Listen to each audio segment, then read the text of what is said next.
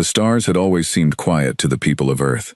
For centuries, humans looked up at the night sky and wondered if anyone was out there. They built telescopes, sent probes, and listened for signals. Most scientists believed that if intelligent life existed, it was too far away to ever matter. They were wrong. Far beyond the edge of the solar system, an old and powerful civilization called the Galactic Empire had been watching Earth for a long time. The Empire ruled over 1,000 different alien worlds. It had existed for tens of thousands of years, growing bigger with every century, by conquering new planets and folding them into its rule. Most species joined willingly, afraid of what would happen if they resisted. Others were crushed quickly, their armies no match for Imperial technology. The Empire had never lost a war, not once.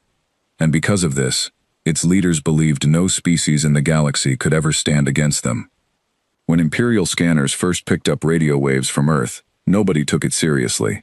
The signals were old, decades old by the time they reached Imperial space, and they showed a species still fighting wars with metal ships and simple bombs. To the Empire, humans looked exactly like every other species before they were conquered, primitive, divided, and unaware of the danger sitting just beyond their sky. An Imperial scout fleet, called the Vorkon Vanguard, was sent to observe this new species up close. The fleet was commanded by Admiral Threxa Voss, a tall, gray-skinned alien with sharp eyes and decades of experience conquering less advanced worlds. Voss had done this many times before. He knew the pattern. Approach quietly, study the target, then reveal Imperial power all at once, so the natives would understand resistance was pointless. It always worked. Species surrendered instead of dying pointlessly. Voss saw this as mercy, not cruelty. He believed the Empire was doing weaker species a favor by giving them the chance to submit before being destroyed. As the Vorkon Vanguard entered the outer edge of the solar system, hiding just past Neptune, Voss expected silence. Instead, his communication officer picked up something strange, a signal. Not random noise, but a clear, structured message, aimed directly at their fleet. The bridge went silent. No cloaking technology in the galaxy should have let a primitive species detect an Imperial fleet from this distance. And yet, here was proof that they had. The message played in the ship's translator, converting the human language into something every alien on board could understand. The voice was calm, almost gentle. It came from someone called the Terran Defense Council, a name none of the Imperial officers recognized. To whoever is listening beyond our system, we know you are here. We have studied your kind long before you noticed us.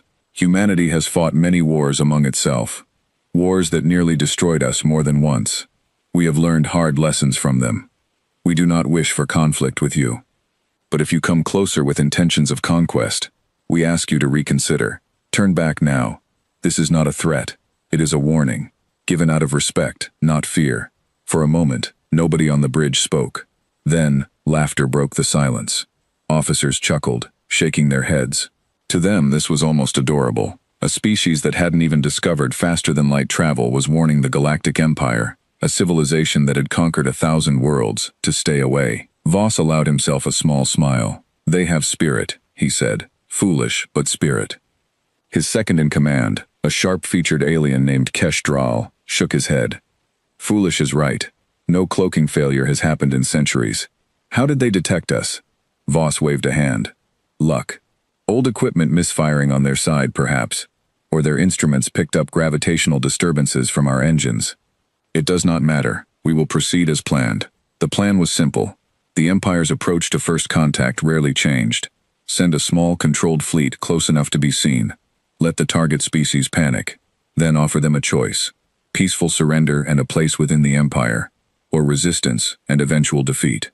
Almost every species in history chose surrender once they understood the size of the force against them. It saved lives. It saved resources. Voss believed it was the responsible way to expand. He ordered the fleet to move closer, past Neptune, past Uranus, toward the inner planets where Earth orbited quietly around its sun. As they moved, Imperial scholars aboard the flagship studied everything they could find about humanity. Old broadcasts, preserved historical records, fragments of human television and radio that had drifted into space over the decades. What they found was disturbing, even by Imperial standards. Humanity had fought 2 massive wars against itself within a single century, wars that killed tens of millions of people. They had built weapons capable of destroying entire cities in an instant, then built thousands more of these weapons, aiming them at each other for decades, in something historians called a Cold War.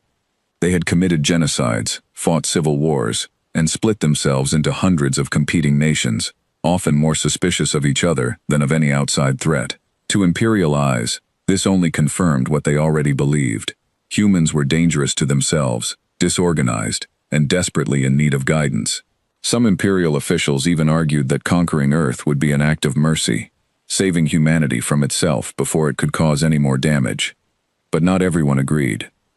A young imperial historian named Dessa Vren, assigned to Voss's fleet as an advisor, raised a concern that few wanted to hear. "Everyone keeps looking at how many times humans went to war," she said during a briefing. "Nobody is asking how they kept surviving it. A species that destructive to itself should have gone extinct centuries ago. Instead, they built more advanced technology after every disaster. They learned. Every single time." Voss dismissed her concerns politely, the way a senior officer dismisses a nervous junior. "Every species has moments of growth after tragedy, Vren. It means nothing. We are not here to admire them. We are here to bring them into the Empire, one way or another." Dessa said nothing more, but she kept reading. She studied the pattern of human history more closely than anyone else on the ship, noticing something that unsettled her. Humans didn't just recover from disasters. They used the memory of disaster as fuel. Every war led to new technology, new alliances, new ways of solving problems that hadn't existed before. It was as if human society treated catastrophe not as an ending, but as a lesson written in blood, one they refused to forget. She tried to bring this up again in a smaller meeting with Voss and a few senior officers, but was quickly waved off. The Empire had encountered dozens of destructive species before. Every one of them eventually surrendered once faced with true, overwhelming power. There was no reason to believe humans would be any different. Meanwhile, back on Earth, humanity was not panicking, though word of the approaching fleet had reached the highest levels of government. In a quiet, heavily guarded facility beneath the Rocky Mountains, the Terran Defense Council gathered for an emergency session. Unlike the divided nations of old, humanity had unified decades earlier, forced together not by war, but by necessity. After global disasters and near catastrophes taught humanity that survival required cooperation, not division. The council's leader, a calm woman named Director Amara Chen, addressed the room. "They didn't listen," she said simply. "We expected that. Now we prepare for the next step." A general at the table frowned. "Are we certain about this approach? A gentle warning first?" They could see it as weakness. Chen shook her head. "It's not weakness, it's honesty. We've spent decades preparing quietly, not to attack anyone, but to protect ourselves, in case this exact moment happened. We gave them a chance to turn away peacefully. History will remember that we tried. And if they don't turn away," Chen's expression didn't change, "then it's already too late for them to complain about what happens next." Far above Earth, hidden systems long buried in the outer solar system began to quietly activate. Systems built not for conquest, but for defense. Designed by generations of scientists who studied humanity's darkest wars and vowed never to be caught unprepared again. Satellites that looked like space debris shifted slightly in their orbits. Old, abandoned-looking probes near Jupiter and Saturn powered on systems that had been dormant for years, waiting patiently for exactly this moment. None of it was visible to the approaching Imperial fleet. Not yet. Admiral Voss continued his advance, confident and unaware, believing he commanded a fleet of unstoppable warships approaching a defenseless, primitive world. He had faced dozens of species before Earth, and all of them had eventually knelt before the Empire's might. He did not yet understand that humanity had never been asking for permission. They had been giving a warning, and the fleet, moving steadily closer toward the blue and green planet at the center of the solar system, was about to learn exactly what that warning meant. 3 days passed after the first warning, measured in Earth time, though for Admiral Voss and his fleet, time moved differently as they crossed the vast emptiness between the outer planets. The Vorkon Vanguard consisted of 12 warships, each one larger than anything humanity had ever built. Their hulls gleamed with dark metal plating, designed to absorb most forms of energy weapons. Their engines bent space itself to move faster than light should normally allow. To Voss, This fleet represented centuries of imperial engineering, refined through thousands of successful conquests. As the fleet crossed the orbit of Uranus, imperial sensors picked up something odd. Faint energy signatures, scattered across the outer solar system, hidden among what looked like ordinary space debris and dead satellites. Kestrel brought this to the Admiral's attention during a routine bridge meeting.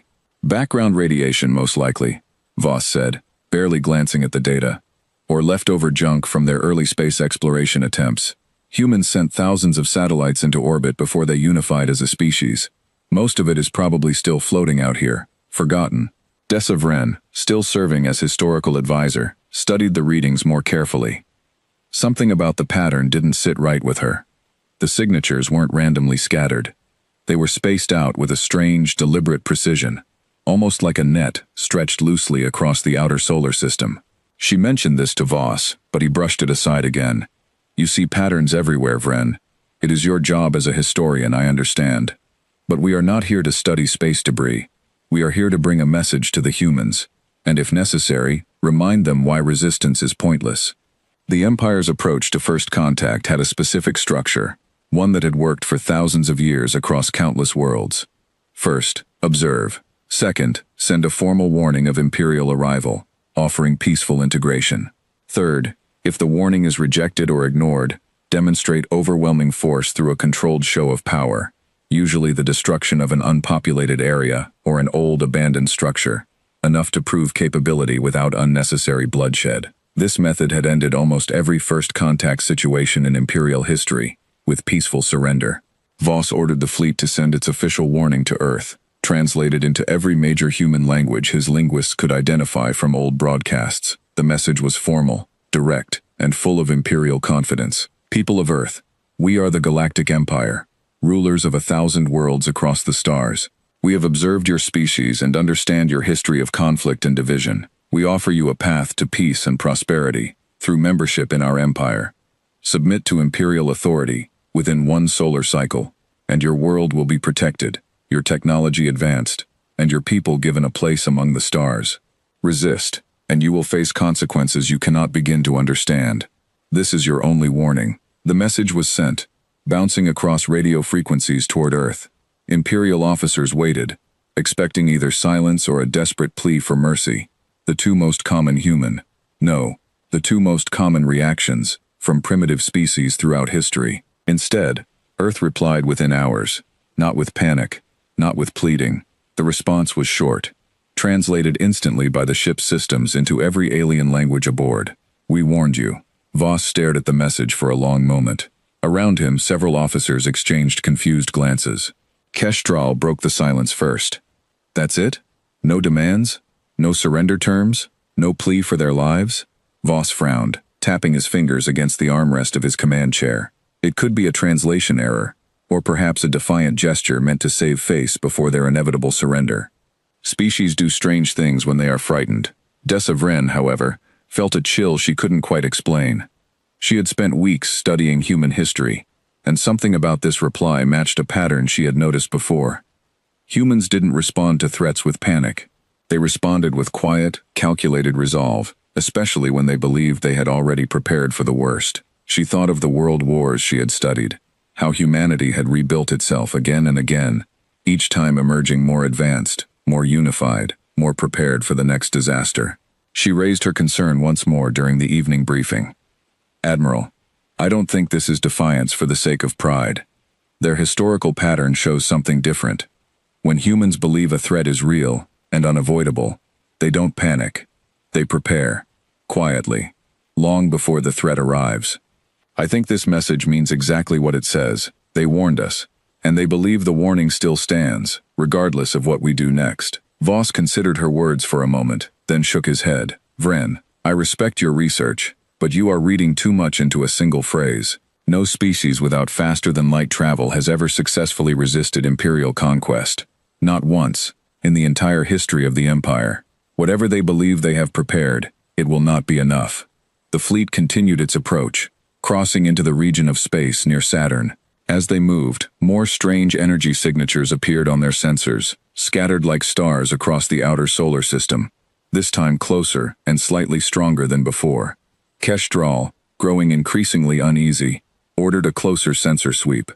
The results were confusing. Most of the objects still appeared to be simple debris, old satellites, and abandoned equipment, exactly what Voss had predicted. But a small number, less than 1% of the total objects detected, showed unusual energy readings that didn't match anything in the Empire's records. Not weapon signatures. Not shield technology. Something else entirely. Something that defied easy classification.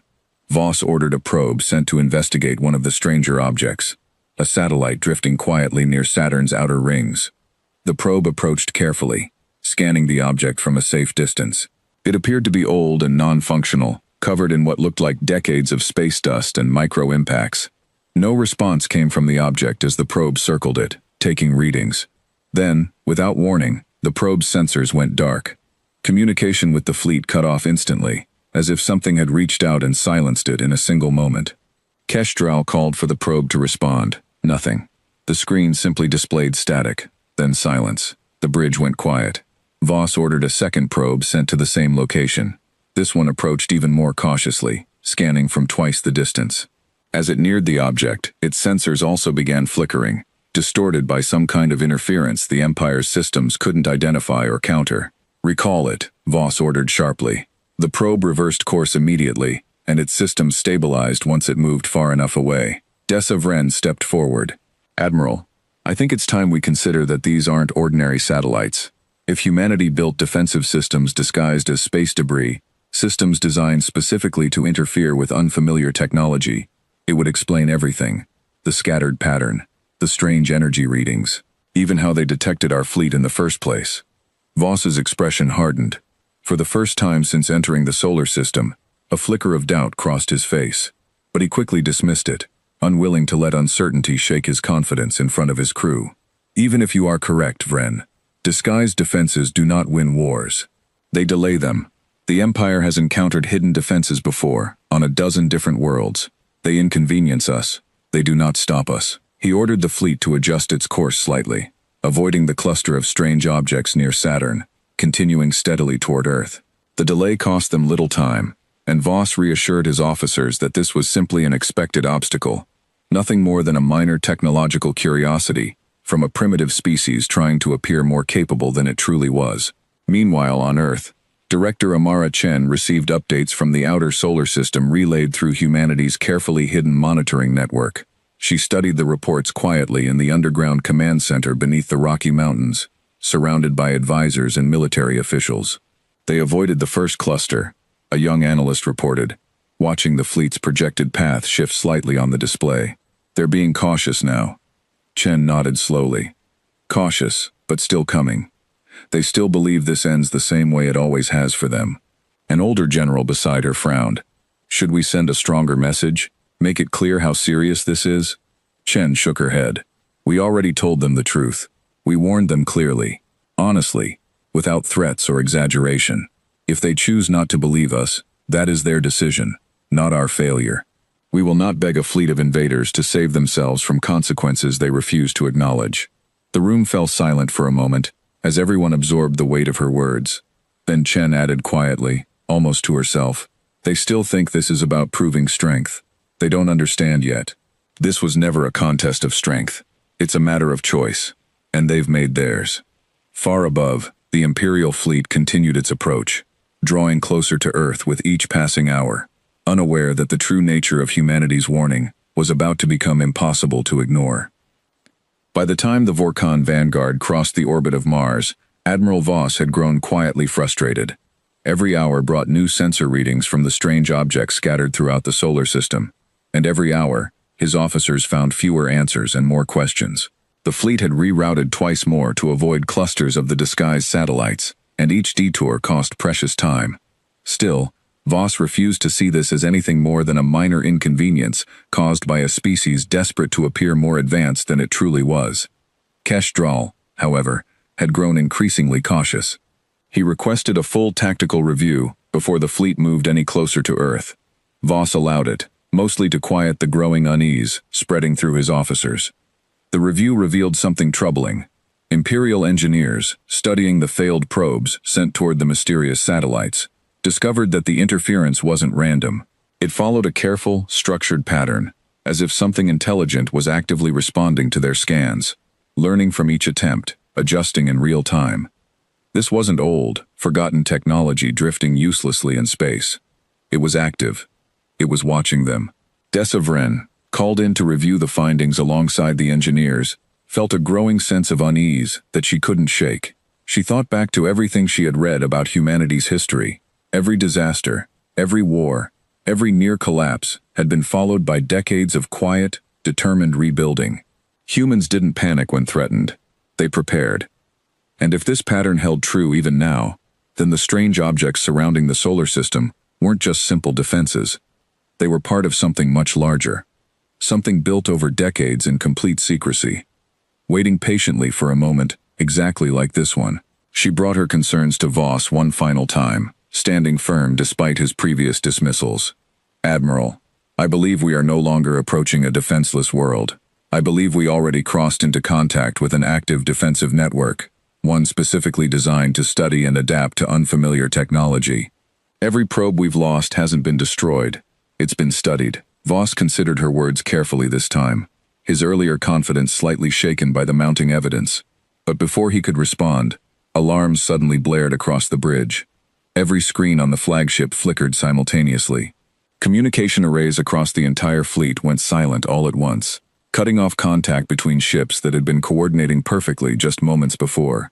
Navigation systems froze, locked in place by something neither Voss nor his engineers could identify or override. The Vorkon vanguard had crossed into the outer edge of the Kuiper Belt, a region humanity had spent decades quietly filling with hidden defensive technology, disguised so perfectly as debris and dead satellites that even advanced Imperial sensors failed to recognize its true purpose until it was already too late. Voss ordered immediate countermeasures, but nothing responded. His ship, along with the rest of the fleet, drifted silently, cut off from Imperial command, from each other, and from the rest of the galaxy. It wasn't destruction. It wasn't an attack in the traditional sense.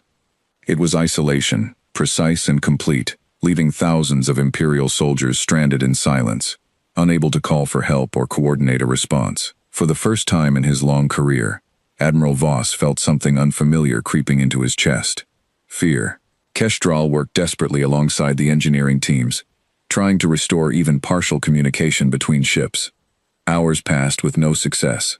The silence stretched on, broken only by the quiet hum of life support systems still functioning normally, a small mercy that offered no real comfort given the fleet's helpless situation. Meanwhile, something else was happening, something far more concerning to Imperial officials scattered across the wider galaxy. Earth's message, the one dismissed so easily weeks earlier, had not stayed confined to a simple exchange between Earth and a single scout fleet. Using methods the Empire still didn't fully understand, humanity had managed to broadcast their warning across a much wider network, one that reached far beyond the solar system, touching Imperial communication channels used by client species throughout the galaxy. Billions of beings across 1,000 worlds suddenly found strange transmissions appearing on their networks. Footage of humanity's darkest historical moments, followed immediately by footage of what humanity had built afterward. World wars followed by global cooperation. Nuclear standoffs, followed by unified scientific advancement. Genocide, followed by generations dedicated to preventing such horrors from ever happening again. The message wasn't subtle. It showed a species that had faced its own worst nature, and had chosen, again and again, to become something better. Attached to this historical record was a simple, direct statement, translated into hundreds of different languages spoken across the Empire's client worlds. "We are not perfect. We have made terrible mistakes. But we learned from every one of them. We do not wish to conquer anyone. We only wish to be left in peace." If an empire built on conquest cannot understand this, perhaps it is not humanity that needs saving. For the first time in centuries, doubt began spreading through worlds that had lived under Imperial rule for generations. Client species, many of whom had been conquered decades or centuries earlier and forced into obedience, began quietly discussing what they had just seen.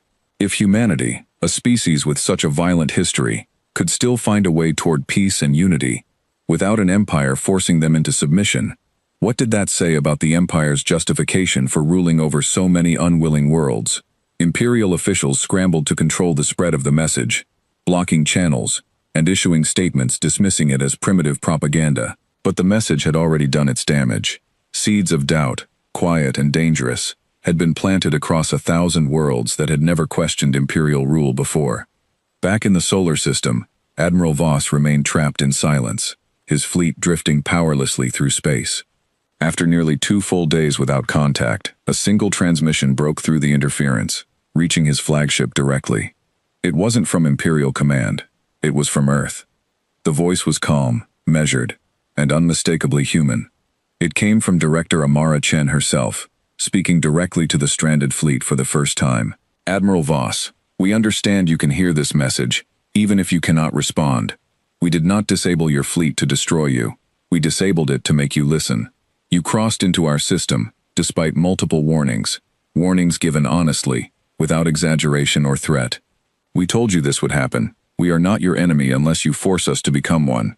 Voss listened in stunned silence, surrounded by officers who had never imagined finding themselves in a position of such complete helplessness against a species they had considered primitive just days earlier. Chen's voice continued, steady and unwavering. You believed our warning was weakness. It was not. It was respect, offered once, honestly, before consequences became unavoidable. We do not enjoy this situation any more than you do, but we will not apologize for protecting what is ours. The transmission ended as abruptly as it began, leaving the bridge in heavy silence. Voss finally spoke, his voice quieter than it had been in days. Draal, status of the fleet. Kesh Draal checked the reports again, his expression grim. All ships remain intact. Life support functioning. Weapon systems offline.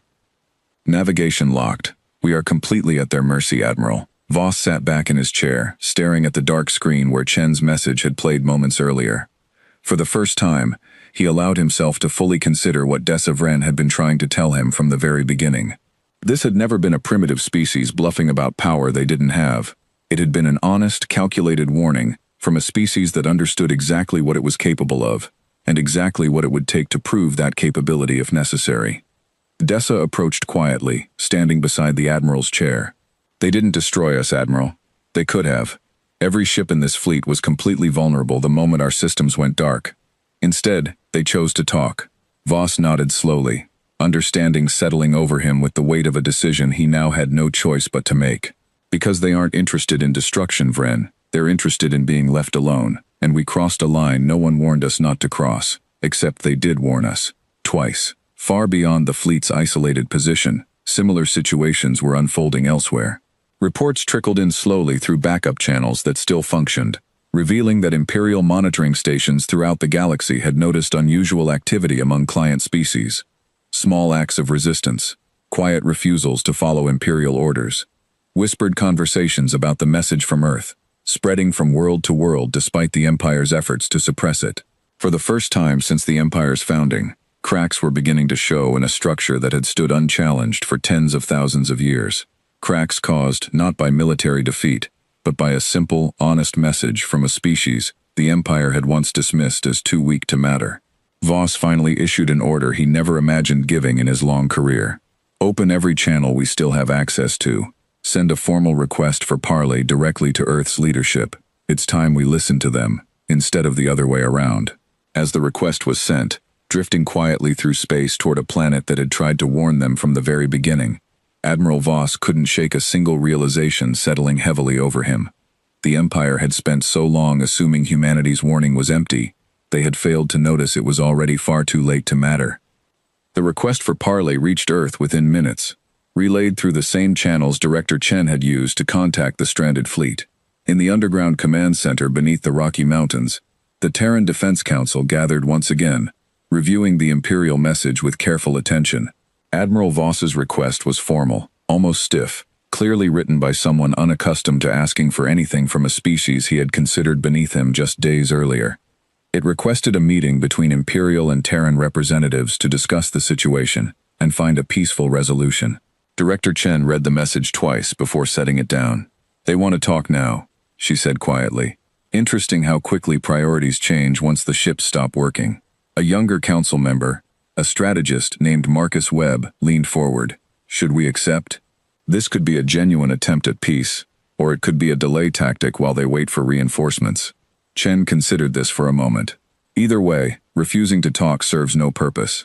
We built our entire response around one principle: warn honestly, act decisively, but never seek unnecessary conflict. If they want to talk, we listen. But we do so from a position we've already secured, not one we're hoping to protect. The council agreed to the parley, setting conditions that made their position clear from the start. The meeting would take place through secure communication only. No physical meeting between fleets or representatives. Earth had no interest in exposing any additional information about its capabilities, beyond what the Empire had already discovered on its own. Meanwhile, aboard the flagship, Admiral Voss prepared for the conversation, with a mixture of professional discipline and quiet dread. He had spent his entire career representing Imperial strength and authority. Now, for the first time, he would be negotiating from a position of weakness, representing a fleet completely at the mercy of the very species he had been sent to conquer. Desavren stood beside him as the connection was established, her earlier warnings now impossible to ignore. "Admiral, if I may offer one piece of advice before this begins." Voss nodded, gesturing for her to continue. "Don't approach this as a defeated commander seeking mercy. And don't approach it as an Imperial official demanding respect you haven't earned. Approach it honestly, the same way they've approached us from the very beginning. I believe that's the only way this conversation succeeds." Voss considered her words carefully, then nodded once more before the connection opened. Director Chen appeared on the screen, calm and composed, exactly as she had sounded during her previous message. Beside her stood General Okonkwo Reyes, the Council's senior military advisor, along with two other officials Voss didn't recognize. "Admiral Voss," Chen said simply, "you requested this conversation. I'm listening."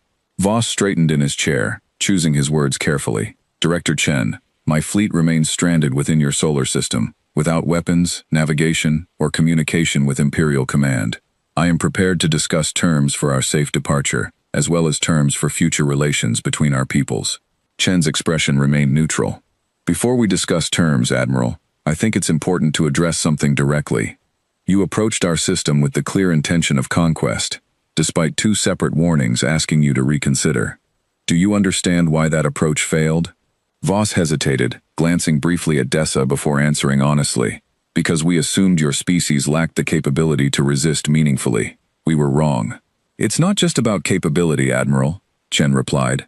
"We could have destroyed your fleet the moment it entered our system. We chose not to, because destruction was never our goal. Our goal was survival, and if possible, peace. You didn't fail because we outmatched you in power. You failed because you assumed intentions you never bothered to ask about."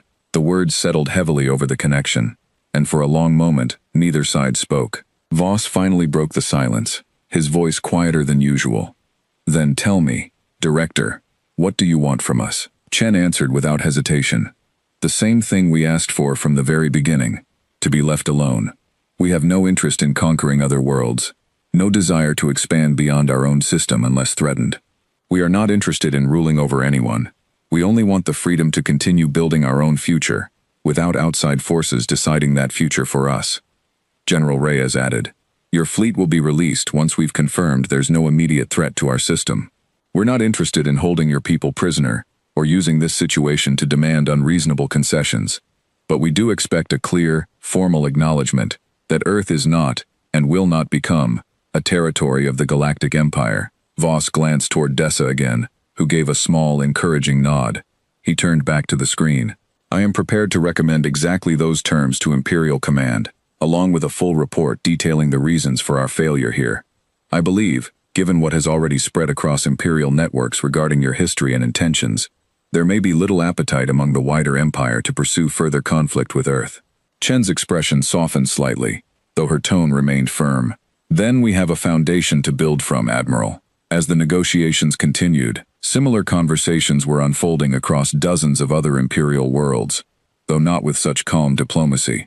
Earth's broadcast, still spreading steadily despite Imperial efforts to suppress it, had done more damage to the Empire's authority than any single military defeat could have.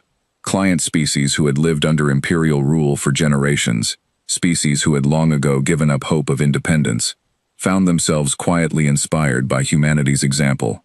On a distant world called Terran, home to a peaceful aquatic species who had been forced into Imperial servitude nearly 3 centuries earlier, local leaders organized their first open act of resistance in generations. a simple refusal to supply Imperial forces with resources demanded for the ongoing pacification of Earth.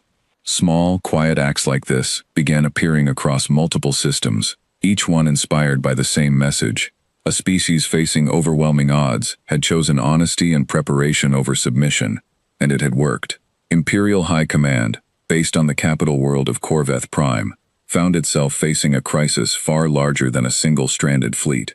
Emperor Talvros Ren, ruler of the Thousand World Empire, called an emergency session with his highest advisors, demanding answers for how a single, isolated conflict with an unremarkable species had spiraled into growing unrest across multiple client worlds. "This is unacceptable," Ren said, his voice carrying the weight of centuries of unchallenged authority. "A single scout fleet, stranded by a primitive species, and suddenly our client worlds forget 300 years of loyal service." One of his advisors, a cautious diplomat named Sela Vantrix, stepped forward carefully. "Your Majesty, it's not simply about the fleet. It's about what the message revealed. Our client worlds have always been told that resistance against the Empire is pointless, that submission is the only path to survival and prosperity. Earth's message challenged that belief directly, showing a species that faced its own destruction repeatedly, yet found a way to grow strong without an Empire's guidance." Ren's expression darkened. "Then we destroy the message. Cut off every channel it spreads through. Silence this Earth entirely, if that's what it takes to end this unrest." Vantrix hesitated before responding, choosing her next words with extreme care.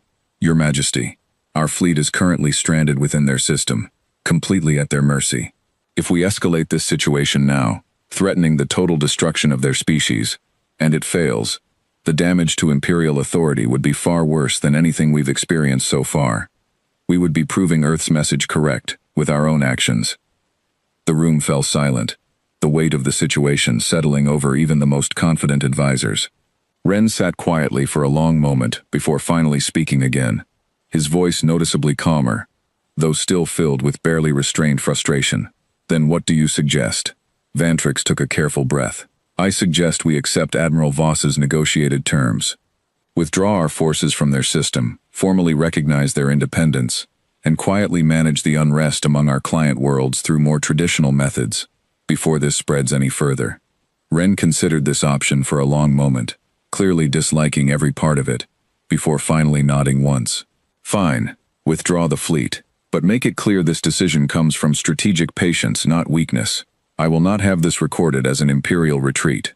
Back within the solar system, negotiations between Admiral Voss and Director Chen concluded successfully, after several more hours of careful discussion. Earth agreed to release the stranded fleet's navigation and communication systems, allowing safe passage back toward Imperial space, in exchange for a formal, signed acknowledgement recognizing Earth's independence and sovereignty, free from any future claims of Imperial authority. As the fleet system slowly came back online, Voss took a moment to review the final agreement one last time, before signing it officially. Dessa Vren stood quietly beside him, watching the process with a mixture of relief and quiet vindication. "You were right from the beginning," Voss admitted quietly, not looking up from the documents in front of him. "I should have listened sooner." Dessa offered a small, understanding smile. "It's not about being right, Admiral. It's about understanding who you're dealing with before deciding how to approach them. We assumed we understood humanity, based on their past. We never considered what they might have built because of it."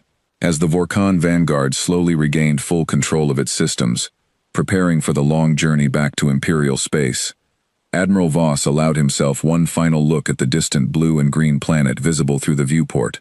A planet he had once viewed as an easy conquest, now understood as something far more complicated, and far more dangerous to underestimate than anyone in the Empire had ever imagined.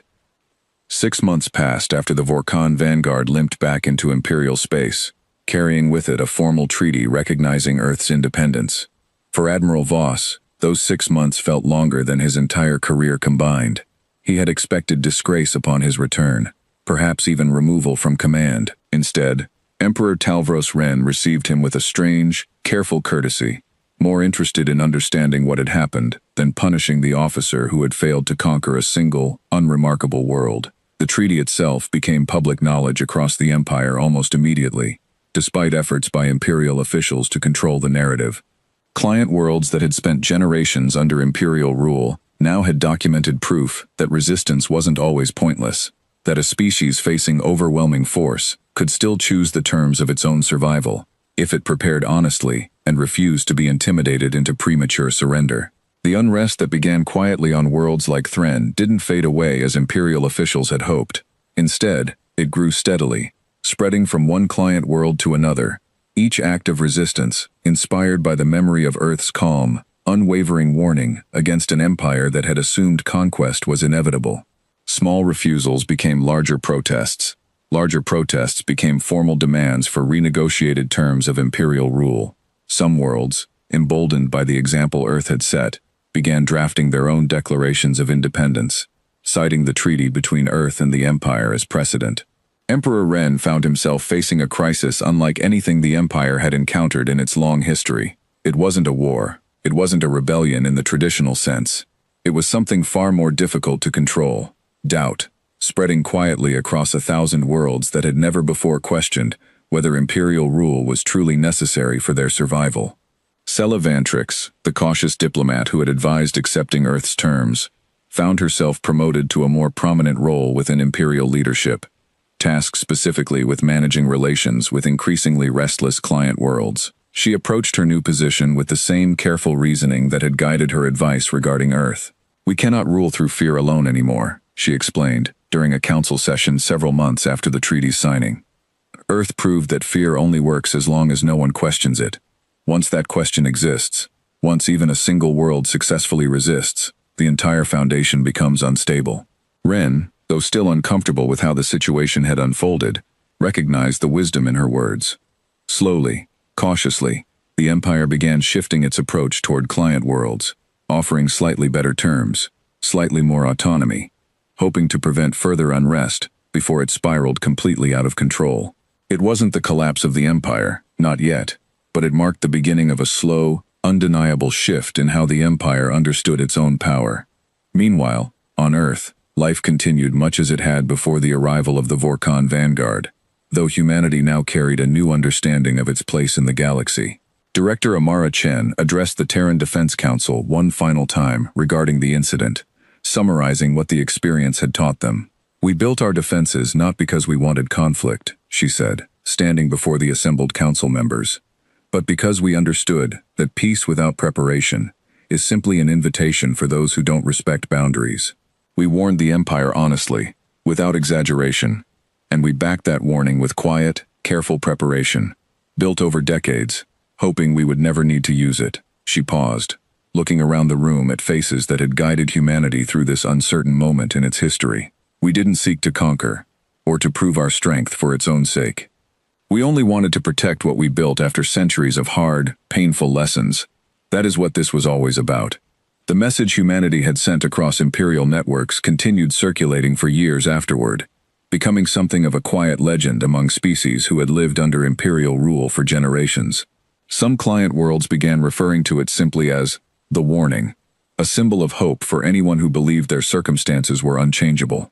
Scholars across multiple species began studying Earth's history and methods, curious how a species so violent in its past had managed to build something so disciplined and unified in its response to external threats. Dessa Vren, the young historian who had first recognized the danger Earth represented, eventually left her position within imperial military service, choosing instead to dedicate her career to studying human history and philosophy more deeply. She successfully petitioned for permission to travel to Earth herself, becoming one of the first imperial citizens allowed to visit the planet under the terms of the new treaty between their peoples. She arrived on Earth nearly a year after the incident, greeted not with hostility, but with polite curiosity, from a species eager to understand more about the wider galaxy they had so narrowly avoided being pulled into by force. She met briefly with Director Chen during her visit, the two women sharing a quiet conversation about everything that had happened. "I still don't fully understand," Dessa admitted during their meeting, "how your species prepared so thoroughly for a threat you couldn't have known was coming." Chen smiled slightly, considering the question carefully before answering. "We didn't know exactly what threat would come. But we understood, after everything we'd been through, that eventually something would challenge us, whether from within our own species or from somewhere beyond it. We simply chose to be ready, rather than hope we never needed to be. Dessa nodded slowly, finally understanding the deeper lesson behind everything she had witnessed. It wasn't about predicting the future perfectly. It was about respecting the lessons of the past, enough to prepare seriously for whatever came next, rather than assuming safety was guaranteed simply because disaster hadn't struck yet. Admiral Voss, meanwhile, found himself in an unusual position within the Empire. Rather than fading into disgrace, his experience became valuable to Imperial leadership, attempting to navigate this new, uncertain relationship with client worlds and outside species. He was tasked with advising future first contact missions, ensuring that no other Imperial commander approached a new species with the same careless assumptions that had led to his failure at Earth. During one such briefing, addressing a group of younger officers preparing for a mission to a newly discovered species several systems away, Voss offered advice drawn directly from his experience. Do not assume weakness simply because a species lacks the technology you possess, he told them. Strength comes in many forms, not just weapons and ships. Some of the most dangerous opponents you will ever encounter won't be the ones who threaten you loudly. They'll be the ones who warn you calmly, then quietly prepare for exactly the moment you choose to ignore them. The officers listened carefully, understanding that this lesson came not from imperial pride, but from genuine, hard-earned humility. As for Earth, humanity continued advancing steadily, no longer isolated from the wider galaxy, but not eager to expand beyond its own solar system either. Contact between Earth and other species increased slowly over the following years, cautious and measured, built on the same principle that had guided humanity's response to the Empire from the very beginning: honesty, careful preparation, and respect for boundaries, both their own and others. Client worlds that had once lived entirely under Imperial control began forming quiet alliances with each other, inspired by Earth's example, seeking greater independence through unity rather than open rebellion. The Empire, recognizing the shifting tide, gradually adjusted its approach, understanding that outright conquest was no longer the guaranteed path to expansion it had once been. Years later, historians across multiple species would study this period as a turning point, not just for Earth, but for the Empire itself. It wasn't remembered as a great war, or a dramatic battle between two powerful forces. It was remembered as a moment when a single, honest warning, backed by decades of quiet preparation, changed the balance of power across an entire galaxy, not through destruction, but through the simple, undeniable truth that some species were finally ready to stop being underestimated. Director Amara Chen, in her later years, reflected on the events during a rare public address, her words eventually becoming part of Earth's own historical record, studied by generations of humans who followed. "We never wanted to be the villains of this story," she said. "We only wanted to be the ones who learned enough from our past to protect our future, without needing anyone else's permission to do so.